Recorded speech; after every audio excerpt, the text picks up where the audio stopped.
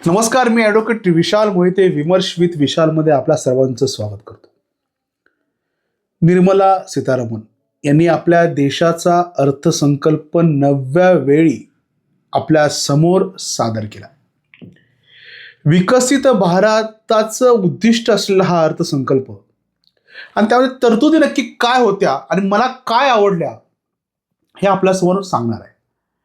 म्हणजे सलग 9व्या वेळा एका महिलेनं अर्थमंत्री असताना अर्थसंकल्प सादर करणं, तोही भारतीय वेळेत. पहिल्यांदा काय व्हायचं की ब्रिटिशांच्या वेळेत तो अर्थसंकल्प सादर व्हायचा, जसं त्यांना हवं त्या वेळेत. परंतु मोदी आल्यानंतर काय बदललं, तर वेळ बदलली आणि त्या वेळेमुळे देशाची वेळ नक्कीच बदलली. भारतीय पोशाख, प्रसन्न वातावरण आणि अतिशय दमदारपणे त्यांनी आपल्यासमोर अर्थसंकल्प ठेवला. युवा, गरीब, वंचित आणि शेतकरी यांना प्राधान्याने पुढे घेऊन जाणारा हा अर्थसंकल्प होता. त्यातल्या काही ठराविक तरतुदी ज्या मला अतिशय योग्य वाटल्या त्या आपल्या समोर मी सांगणार आहे. प्रथमतः सोलार पॅनलचं उत्पादन वाढवण्यासाठी त्यामध्ये प्रयत्न करण्यासाठी भरघोस मदत करण्यात आली. आपल्याला माहिती आहे की कृषी पंप असेल किंवा आता घरामध्ये सुद्धाही सोलार पंपद्वारे वीज तयार करून ती घरगुती वापरासाठी कृषी पंपासाठी वापरावी, असं फार मोठं धोरण केंद्र सरकार घेऊन येते. त्याला पाठिंबा देण्यासाठी सोलर पॅनल स्वस्त करण्यासाठी त्यामध्ये तरतूद करण्यात आली. कृषी आणि ऊर्जा या क्षेत्राला फार मोठा फरक यामध्ये नक्कीच दिसून येईल. आपल्याला माहिती आहे की ईव्ही, प्रत्येक जण आता ईव्ही टू व्हीलर वापरतो, फोर व्हीलर वापरतो.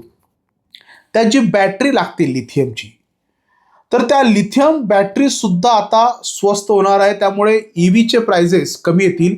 त्यामुळे जो भारताला इंधनावरती जे इतर देशावरती डिपेंड राहावं लागतं ते आता राहू लागणार नाही. त्यामुळे फार मोठ्या प्रमाणात परकीय चलनाची बचत होणार आहे.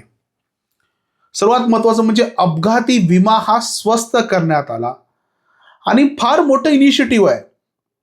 नितीनजी गडकरी असतील, हे कायम सांगतात की अपघात टाळले पाहिजेत. पण समजा कर्मधर्म संयोगाने तो अपघात झाला तर त्यासाठी विमा हवा. लोक विमा उतरत नाहीत. लाईफ इन्शुरन्स सोडलं तर अपघाती विमा किंवा इतर विमा जास्त भानगडीत पडत नाही. लोकांनी तो घ्यावा, पण तो अपघाती विमा या अर्थसंकल्पामध्ये स्वस्त करण्यात आला. खेळाडूंचं साहित्य, आपण म्हणतो खेलो इंडिया किंवा आज ऑलिम्पिकमध्ये म्हणतो की भारताची किती मोठी घोडदौड चालू आहे. पहिलं जर बघाल की 15-15, 20-20 वर्षानंतर कधीतरी गोल्ड यायचं, पण आता गोल्डने किंवा ऑलिम्पिक पदकाने भरलेली बॅग आपल्या भारत देशामध्ये येत आहे. खेळाडूंशी संवाद साधणं असतं. जाताना संवाद साधायचा, आल्यानंतर संवाद साधायचा, त्यांच्या पाठीवरती थाप द्यायची. त्याला जोडून खेळाचं साहित्य या ठिकाणी स्वस्त करण्यासाठी अर्थसंकल्पामध्ये तरतूद केलेली आहे. कॅन्सरवरची औषधं स्वस्त झालेली आहेत. आपल्याला माहिती आहे कॅन्सर झाल्यानंतर किती खर्च आहे, त्या औषधांचा खर्च आहे. कॅन्सर बरोबर मधुमेहाची औषधं त्या ठिकाणी स्वस्त करण्यात आलेली आहे. डायबिटीज ज्याला म्हणतो, कारण की डायबिटीजचे रोगी आता एका घराआड असतात, पण त्या औषधांचा भार कमीसाठी केंद्र सरकारने इनिशिएटिव्ह घेतलेला आहे. मोबाईल, बूट आणि चमड्याचे उत्पन्न, म्हणजे मोबाईल हा प्रत्येक जीवनाचा अविभाज्य भाग झाला आहे. मोबाईल ही गरज आहे. काय काय तर 2-2 वापरतात. पण ते मोबाईल स्वस्त या अर्थसंकल्पामुळे झालेले आहेत. बूट असतील, चमड्याची उत्पादन आहे, कारण की चमड्याच्या उद्योगाला प्रोत्साहन देण्यासाठी त्या ठिकाणी चमड्याची उत्पादने स्वस्त करण्यासाठी यामध्ये भर दिलेला आहे. परदेशी शिक्षण आणि त्या शिक्षणावर परदेशी उपचार हे या अर्थसंकल्पामुळे स्वस्त झालेले आहेत. आणि सर्वात महत्त्वाचे म्हणजे LED किंवा LCD स्क्रीन, जे टीव्ही बघतो किंवा मोठमोठ्या स्क्रीन बघतो, त्या स्क्रीन ज्या कॉस्टली असतात, मध्यंतरी एखादा टीव्ही बिघडला तर फार मोठ्या प्रमाणात त्या स्क्रीनसाठी खर्च यायचा. त्या स्क्रीन स्वस्त करण्यासाठी स्वस्त झालेल्या आहेत. मासेमारीमध्ये म्हणजे फ्रोझन मासे असतील किंवा मासेमारीला चालना देण्यासाठी हा अर्थसंकल्प महत्त्वपूर्ण आहे.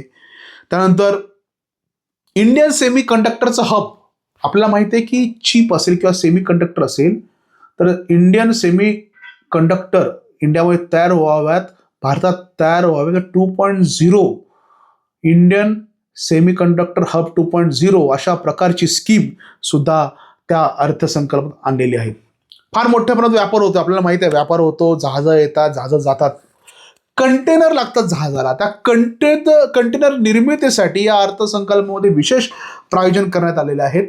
आणि सर्वात महत्त्वाचं म्हणजे महात्मा गांधींच्या स्वप्नातला भारत आणि महात्मा गांधींचं योजना आहे, म्हणजे खादी असेल, ग्रामोद्योग असेल, हातमाग असेल, हस्तकला असेल, अशा सर्वांसाठी विशेष स्कीम त्यामध्ये आलेली आहे.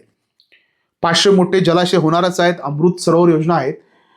विशेष म्हणजे बचत गटांना या ठिकाणी प्रोत्साहन दिलेलं आहे. बचत गटांसाठी मार्ट होणार आहेत विविध प्रकारचे, म्हणजे आपल्या भगिनी बचत गटाच्या माध्यमातून उत्पादन करतात, पण ते विकायचे कुठे? तर आपण डी मार्ट, हेक्स मार्ट वगैरे सगळ्या संकल्पना, व्ही मार्ट वगैरे ऐकतो, तर त्या बचत गटांचे मार्ट होणार आहेत. आणि अशा प्रकारे भरीव तरतूद घेतलेले आहे. अंगणवाडी सक्षम करणार आहेत, प्रत्येक जिल्ह्यामध्ये एक महिलांसाठी हॉस्टेल होणार आहेत, वर्किंग वुमेनसाठी होणार आहेत.